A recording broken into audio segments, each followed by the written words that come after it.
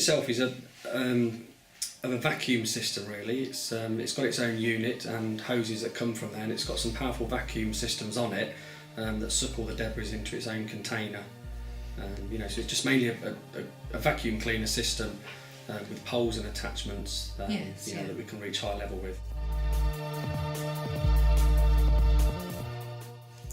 I think what we found really is from mainly a safety side really, it eliminates the need for using ladders or scaffolding, to gain access to the gutterings.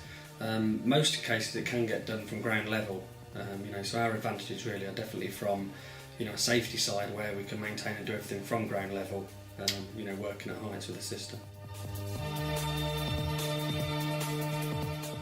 If gutters are not cleaned out, there's leaves and debris and things in there, they are going to overflow and then cause damp patches down the side of houses and walls, which in long term is going to lead to a lot more problems. So that's what sort of highlights the problems that we find is damp areas and bad patches really. Yeah. They're a landscape gardening company that takes away our waste for recycling purposes, and they can recycle what they can reuse. They compost. We have had occasions as well where customers, are happy with us to scatter it around the lawns and the grass areas and the shrubs areas. That reduces the need for landfill and them sort of costs as well. On most cases, we've not found at the moment that we get real emergencies for gutters where we need to be out the same day. So a lot of work that we do can be scheduled in or booked within a day or so. We can move some things around and do the most important ones first. On the domestic side, it is very useful. A lot of homeowners are aware of floods and gutters and things, and they are getting it done. More on the emergency side with the domestics that they notice a problem. On the commercial side, a lot of people are sort of having routine gutter cleans. It just obviously fits within their budgets and it maintains their building to prevent any problems.